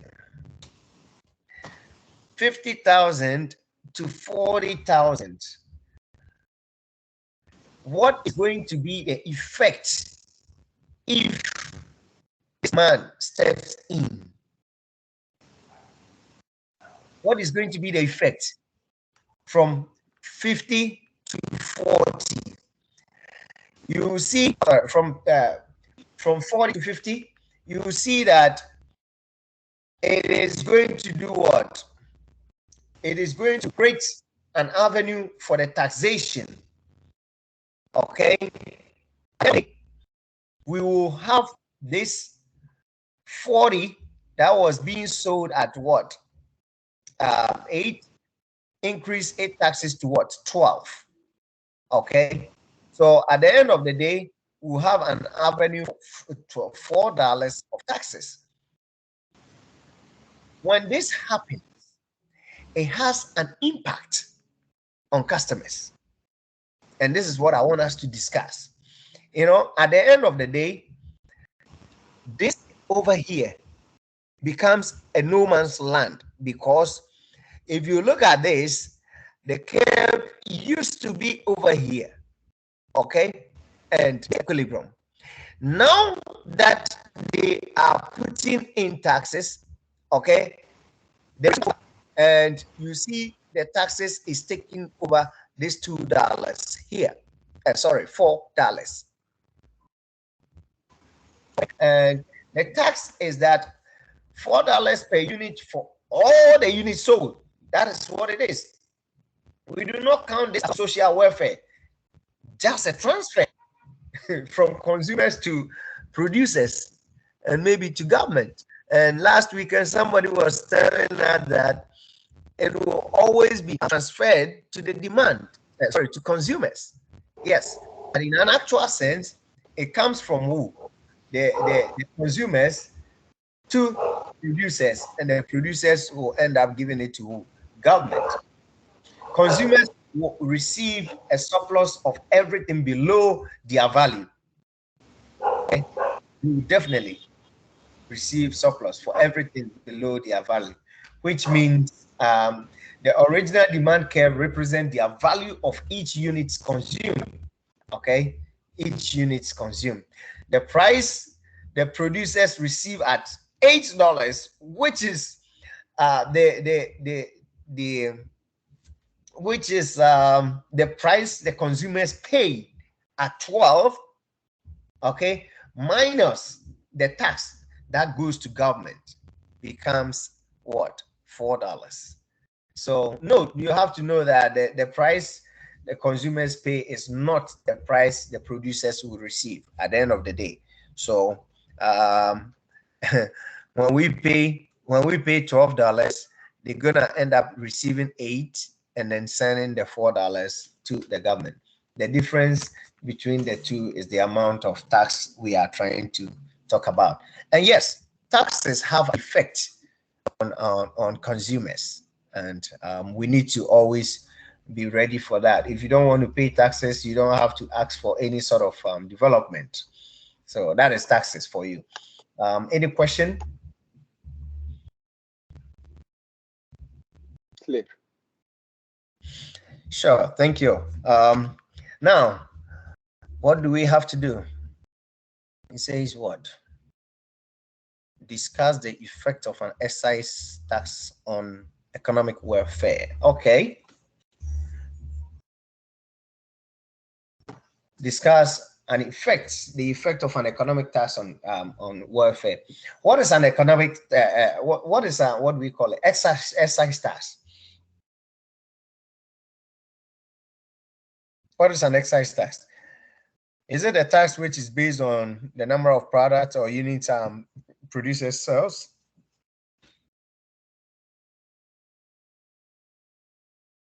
Is that it? If that is the case, what is the effect on economic welfare? Can somebody tell us?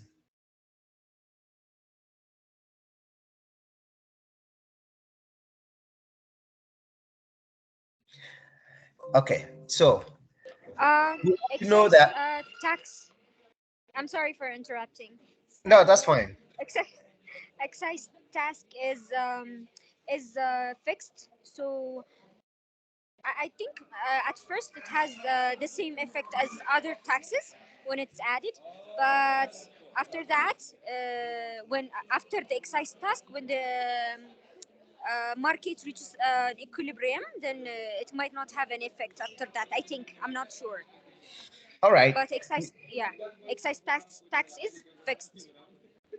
Sure. Thank you. Thank you. At least you were able to hover around the concept. So that is fine. It's a fixed tax. And that is what we just saw over there. And what impact does it have on us? If it's a fixed tax, it means every item that the producer will sell, that item will have that charge on it. Okay. Bear in mind, you and I, wherever you are sitting, wherever you are dreaming from right now, no matter what it is, when you hear tax, you try to get out. You don't want to talk to anybody. Okay. So soon as this comes in, what happens? It affects the demand. Okay. In other words, it helps the demand to decrease because you and I are now ready to pay taxes. We are not ready to pay more. I'm not ready to pay more taxes. This is the only reason why when you buy gas today, you will find a way to get value out of the amount of money you spent by not driving around. Gone are the days you just drive for every 2 blocks. Today, you're gonna walk for 2 blocks and then drive the car when you have to go for about maybe 10 blocks or maybe 20 miles away. So at the end of the day, it is going to do what? Cause the quantity demanded to decrease as a result of high price. The taxes will cause the prices to increase. Okay, so producers will also receive less. I said it earlier on. They will receive less because they have to deduct the taxes that they take from the buyers or the consumers from the product's price. Okay, which reduces the quantity that they will also be ready and willing to supply. Okay, the end result is clear. What happens? Total surplus is affected. We have said it earlier on. Increase the price or lower the price. How do we get maximum surplus or maximum efficiency? How do we get that? We cannot increase the price to get that. We cannot lower the price to get that. It has to be at what? Equilibrium. Okay, and this is what we are trying to talk about. It's going to have an impact or a negative impact on both consumers and on suppliers, because I'm not ready to pay the taxes. Why do I have to keep producing? I'm not ready to pay taxes. Why do I have to keep buying? I'll buy my limited or what I'm able to afford and what I'm able to produce. Is somebody having a different concept or a challenge on that? The end result is we will all be affected. The total surplus, which is coming from both consumer surplus and producer surplus, will be affected. So I think Rhoda's answered this question already, right? So an exercise that Professor. Yes. Professor, can we say also that the dead loss increase? I did not catch that. You mentioned that we cannot reach the surplus, right? Yes. Can we say also that the dead loss or weight increase as well? Oh, definitely. That's what we've been saying all along. Yeah. Okay. Soon as price goes up or down, you can pay for what? Deadweight loss. Yeah. Right? So that is what we are trying to say. At the end of the day, you will not be able to do what? Have that kind of total surplus that you were expecting to have. Yeah. Okay. So we can say that the dead loss happen in multiple situations. Like there is high production but low demand, and high demand but low production, right? I did not catch that. Okay, what I'm saying is the deadweight loss can happen in multiple situations, such as, okay, if there is high production, high supply, but low demand. So some of the products it doesn't get sold. Okay, so that's a loss for the producers, and vice versa. If there is high demand but low production, so the needs of the consumers was not fulfilled. Part of it was not fulfilled. That is correct. Yeah, that is what I said earlier on. When I don't know if I heard you right, but I think that's correct. I heard you. You only have to be at the equilibrium price, right? You need to be at the equilibrium. Okay. I'm just trying to understand, because I was not you are not here at the time. Yes. Exactly. You explain the surplus or the deadweight loss. That's why Yes. I am trying to understand it on my own. Yes, that's true. That is okay. It's both sides. Both sides. When the price being paid by the demand, what do we call it? Consumers. Okay, when the price being paid by consumers or received by sellers, do not how do I put it? Do not equal to the equivalent equilibrium price. Okay, so any point below or above the equilibrium price, we are in trouble for deadweight loss.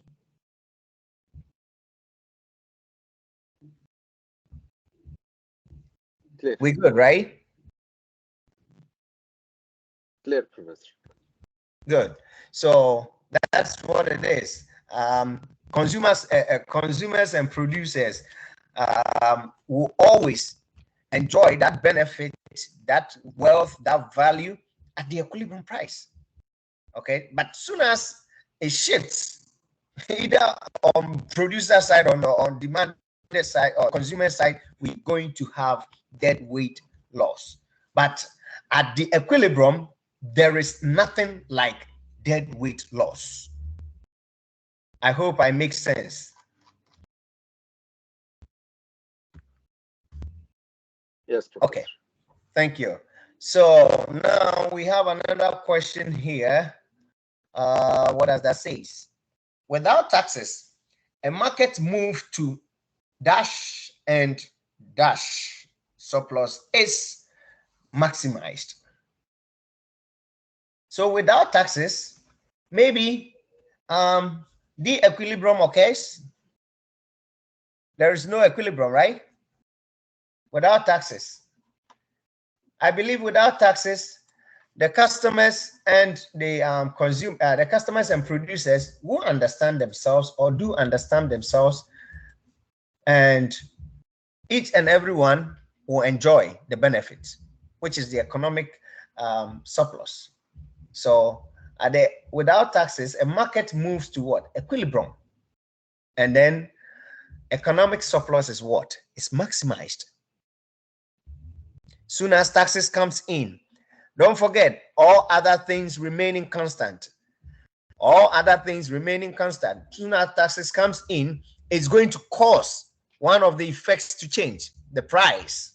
All other things remaining constant. Don't forget, if I still want to buy the product, or maybe we are only 20 people consuming that product, they increase the price with taxes, we still want to buy, yes, this will not happen. But all things being equal, if taxes are not there, a market moves to what? Equilibrium, and the economic surplus is maximized. All right, good. Let's see what we have over here. The math behind the efficiency analysis. Okay, that's the math behind the efficiency analysis. So as you can see here, we have what? Total revenue plus consumer surplus plus producer surplus plus what we call it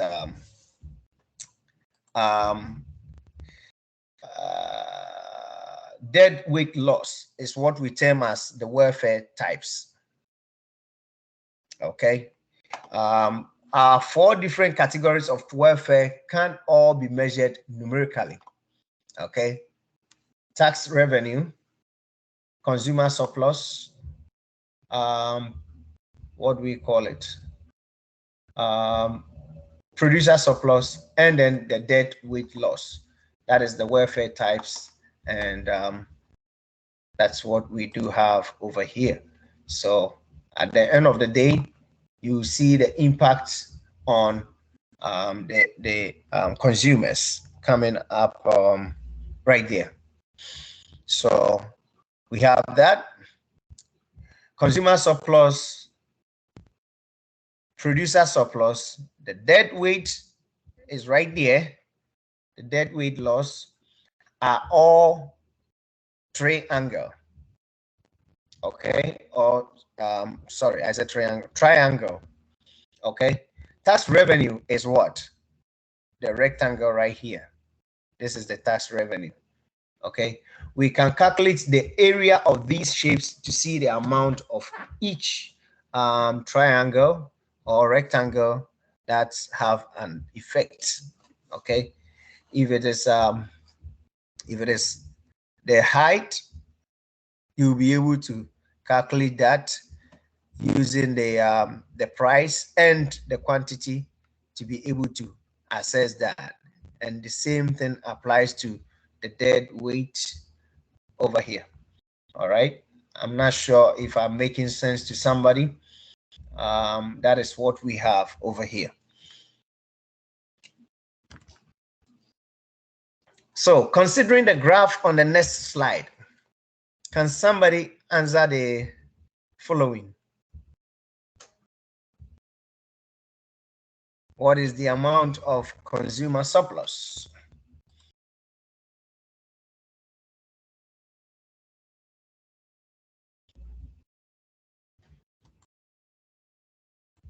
what is the amount of what do we call it?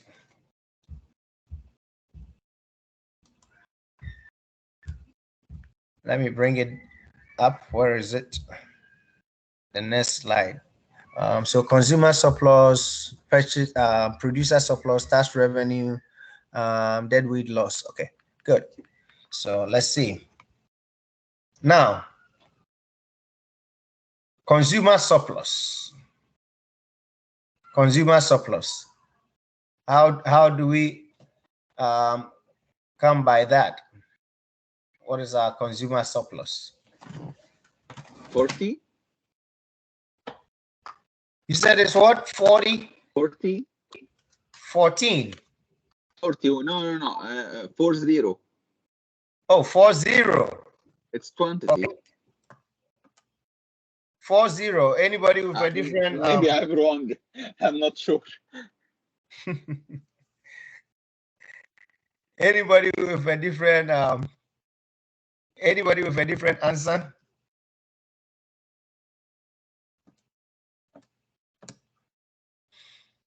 Anybody? How did you get your 40? Oh.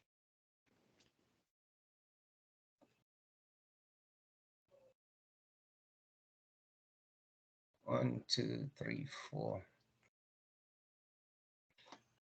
1, 2, 3. 1, 2, 3, 4.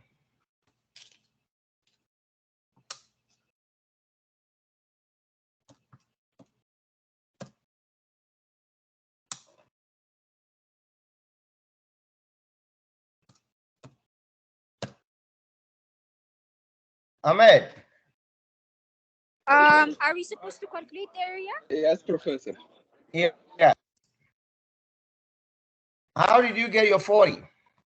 Well, at the first equilibrium point, it was the quantity was fixed at 50. When the tax happened, the new equilibrium point became 40. Okay. So Anybody else? I'm not sure. Yeah, that's That's fine. the only thing it's in my mind. That's fine. That's why I'm here.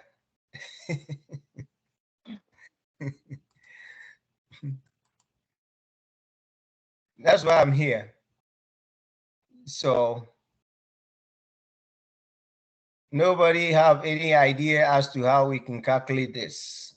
So the triangle is going to be the base multiplied by the height. Is it by calculating the area, for example, for That's the right. customer surplus? Yes, ma'am. We can do, because it's a triangle, we can do 1/2 times the height and the base.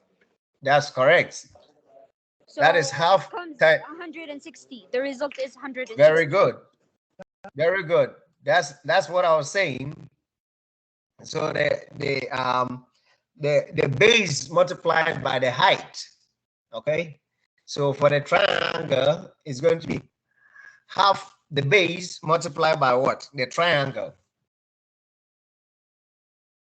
Are we on the same page? That will give us 100 and what?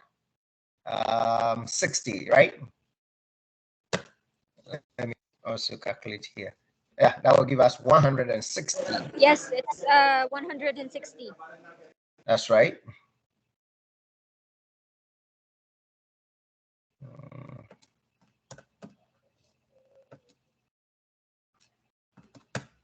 Good. So that is and for the rectangle is going to be just the base multiplied by the height.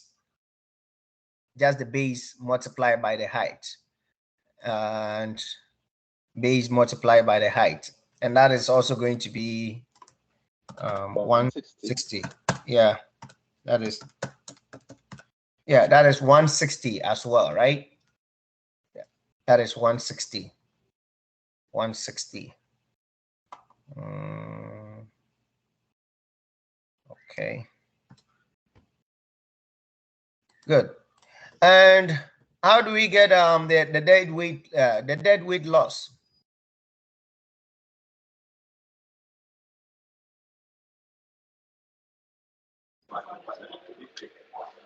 I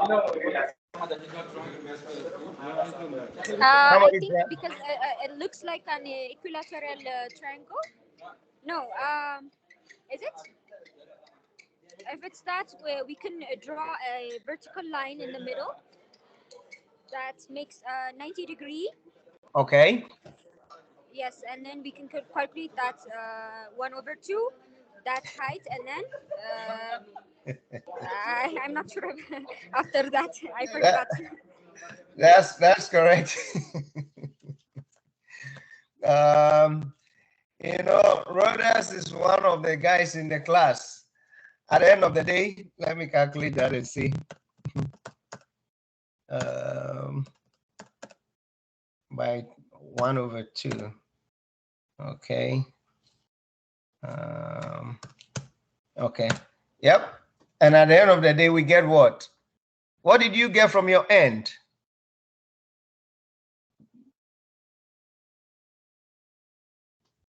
Rodas, did you try? Is it 20?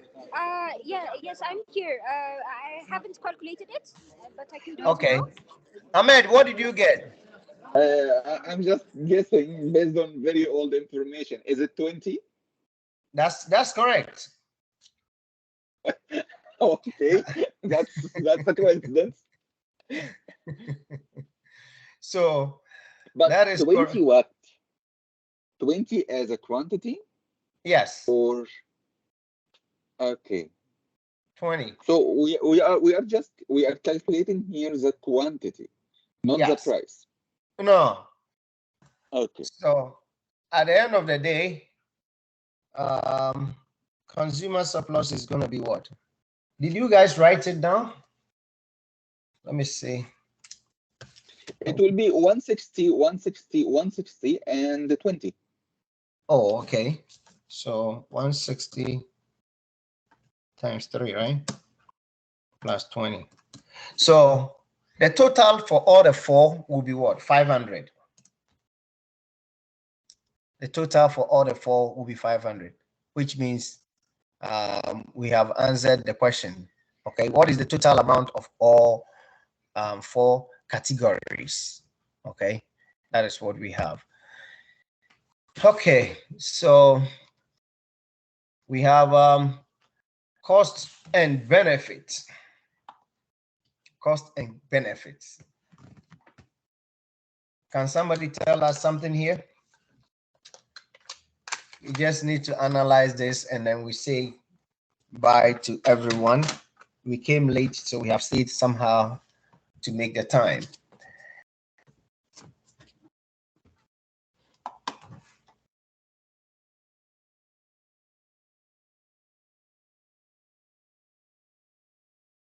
So let's go back here. Where is it? To be able to know our cost and benefit.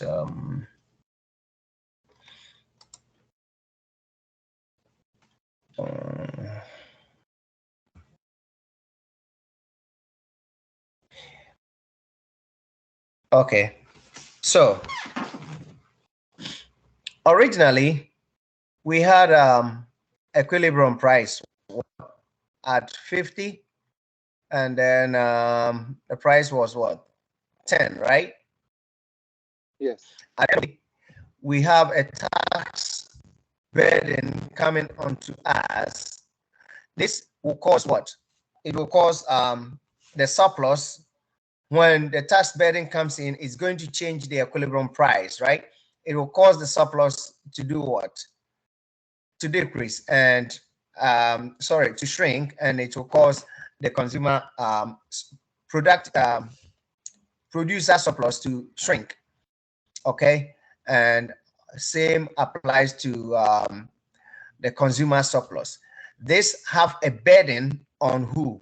On the demand or the consumer, as well as the supplier, because at this point, the supplier will reduce how much he or she is producing. Meanwhile, the consumer will also reduce how much they are purchasing. Okay, and this is what we are talking about over here. Is going to reduce. You see the blue line and this red line.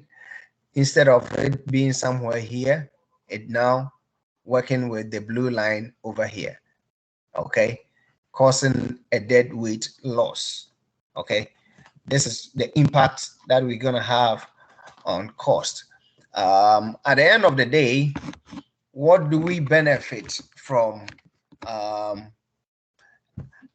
having an efficient market, having an efficient production, having efficiency in everything that we do in terms of business? It helps us to do what? Be very competitive in the market. It helps us to do what? It helps us to do what? Be able to do what? Win a greater share in the market. Okay, that is being efficiency in your planning, in your production, in everything you're doing. Allocating resources helps you do what? Stay competitive and very accurate in the market. Okay, so at the end of the day, you'll be able to see what the impact of this production efficiency affects the market positively and then negatively. Okay, and that is what we can see over here. I'm not sure if I'm really making sense to somebody. I just want us to analyze the impact, what is going to happen, not only on this topic you see, but the entire topic that we are dealing with, market efficiency. Okay, so that is what we are having over here. I'm not sure somebody is having a challenge. Any question?